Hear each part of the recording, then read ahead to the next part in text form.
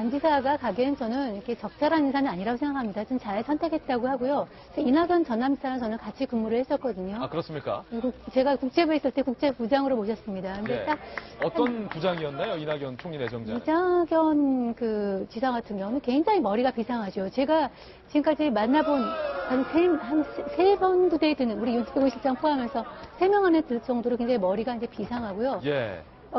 그 다음에 그 언론인으로서의 경험을 쌓은 다음에 이제 DJ와의 친분으로서 정계 입문해서 4선 의원을 했는데 사실 그때 평소에는 성격이 좀 까칠하다고 이제 많이 알려져 있었는데 굉장히 국회의원을 하면서 어쩔 수 없나 봐요. 굉장히 둥글둥글해지고 예. 굉장히 여유 있으시고 굉장히 포용적으로 변하셨더라고요.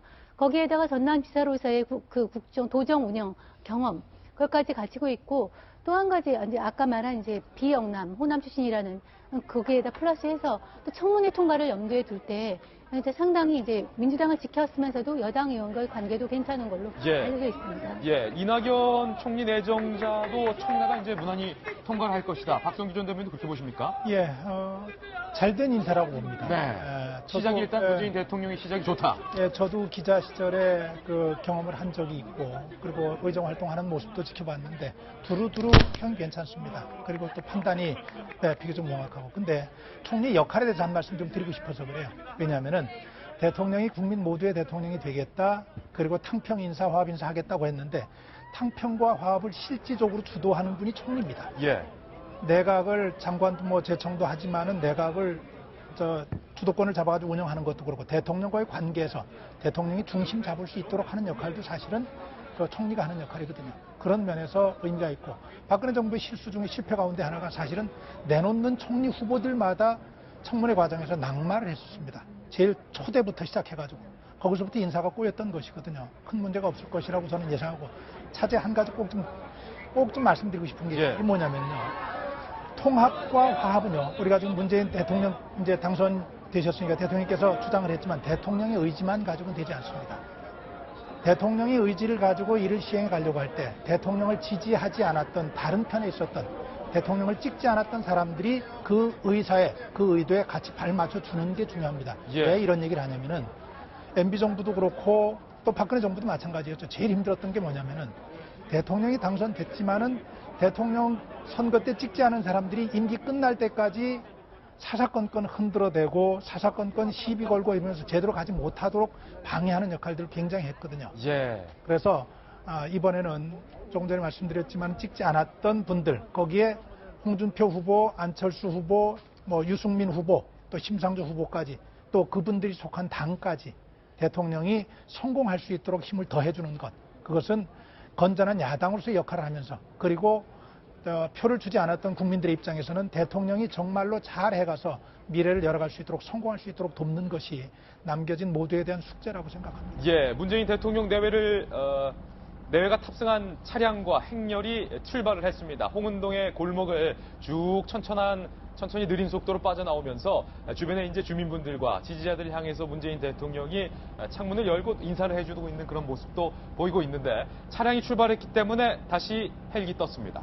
노 기자, 네. 이제 이 차량 행렬들 청와대 경호실에서 나온 이 경호를 본격적으로 오늘은 받게 되는 겁니다. 이제 현충원으로 갑니까? 네, 바로 현충원으로 이동을 하게 되고요.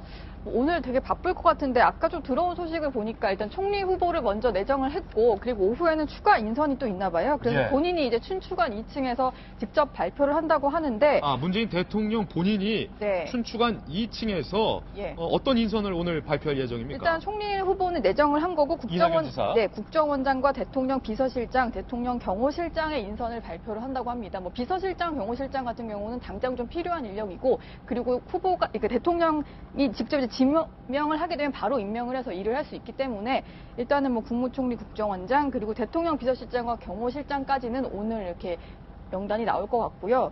아무래도 국무총리로서 앞으로의 인선과 또 이 국가의 살림을 좀 빨리 챙기겠다는 의지로 국무총리 내정은 좀 빨리 발표한 것 같고 네. 국정원장으로서 뭐 북한과 이 국경을 맞대고 있는 그런 상황에서 뭐 안보를 좀 중요시 여기겠다 뭐 이런 의도가 담겨 있는 겁니까? 네, 그런 것 같습니다. 사실 전 정권의 국정원장과 일을 이제 같이 계속 한다는 건 좀 힘들지 않을까 싶은데요. 그런 면에서 가장 필요한 인력은 오늘 바로 이렇게 내정을 하거나 임명을 해서 빠르게 이제 국정 운영에 이게 속도로 내서 일을 마무리하겠다 이런 생각으로 보이고요. 그리고 하나 또 좀 약간 이게 좀 제 입장에서는 조금 이렇게 의아하기도 하고 좀 예. 독특한 부분인데 청와대 출입기자단이 아직 제대로 정리가 안 됐어요. 그래서 그렇죠. 이 인선을 발표하는 기자회견은 박근혜 정부 당시 출입기자들과 하게 됩니다. 예. 제가 이따 가야 되는데요. 청와대 출입했잖아요. 네, 그래서 박근혜 제가 정부에서. 일단 교대를 해주러 가야 하는데요. 예. 뭐 그것도 하나의 재밌는 포인트가 아닐까. 전 정부에 출입을 했던 기자단 앞에서 첫 인선을 발표하게 되는 겁니다. 기자들이 뭐 죄는 없으니까요. 예, 그렇죠. 네, 열심히 이따 청와대에서 취재해 주시고 또 내일 저희 돌직구쇼에서 문재인 대통령과 뭐 얘기도 좀 직접 나눠보시고 가능하다면 네, 질문도 직접 해보겠습니다. 예, 직접 해보고 취재한 내용 들려주시기 바랍니다. 제가 경험이 있습니다. 청와대 출입 기자 참여정부에서 이제 이명박 정부로 넘어갈 때 그날에 이제 제가 전 정부 출입 기자였었기 때문에 예. 마음이 약간 이상했었어요. 뭔가 점령군처럼 이렇게 들어와가지고 예. 새 공무원들도 들어오고 하는데 아, 기자들도 그럽니까? 그럼요. 근데 예. 이제 또 기자들 사이에서 자기 회사에 원래 기자가 있고 또 들어오는 기자가 있는 거 아니겠습니까? 거기에서도 이제 미묘한 이런 신경전이라든지 이제 알력 같은 게 있는데 뭐 기자는 기본적으로 어차피, 중립적이니까. 예, 그리고 예. 또 이게 있어요. 기자들이 뭐 시청자들한테 이런 것까지 말씀드려야 될지 모르겠지만은 풀기자단 등록을 하려면 신원제의 절차가 꽤 걸리거든요. 그렇죠. 1주에서 2주 정도 걸리기 때문에 그 노은지 기자를 비롯하셔가지고 조금 일을 더 하셔야 될 겁니다. 네. 뭐 지금 사표를 낸 국방부 장관도 인수인계 때문에 더 청와대에서 일을 하니까 네. 출입 기자로서 좀 더 일해 주시고요. 김병민 의원님. 네. 사실은 벌써부터 뭐 국방부 장관에 누가 내정이 돼 있다, 뭐 비서실장에 누가 내정이 돼 있다, 사실은 뭐 정무수석에 누가 내정이 돼 있다. 그런 하마평 같은 정보지들이 벌써부터 돌고 있어요. 저도 오늘 아침에 받아봤는데 굉장히 뭐 그럴싸한 인사풀이 있긴 하더라고요. 그러니까 문재인 후보 대통령 같은 경우는 후보 시절부터 사실 당선이 유력했고 당선이 되는 날부터 대통령이기 때문에 선거하는 기간 동안 유세를 마치고 저녁에 모처에 모여갖고 인사에 대한 논의를 좀 했다라고 하는 것 같습니다. 예. 그런 과정에서 이제 A안, B안, C안을 놓고 여러 가지 고민을 했을 거로 보여지고요. 총리 같은 경우도 사실은 이낙연 지사를 제외하고도 만약에 문재인 대통령이 높은 지지율을 받았을 때 아니면 박빙의 지지율을 받았을 때 총리 후보에 대한 인선이 다 달랐을 거예요. 아마 굉장히 좀 압도적인 지지를 받으면서 호남에 대한 지지가 많았기 때문에 이낙연 지사를 임명한 것으로 보이고요. 뭐 청와대 참모진에 대한 임명이야 얼마든지 대통령 중심으로 하는 부분들이기 때문에 이거 이제 캠프 출신에서 서로가 이제 청와대에 들어가고자 하는 경쟁이 좀 치열할 것으로 보여지고요.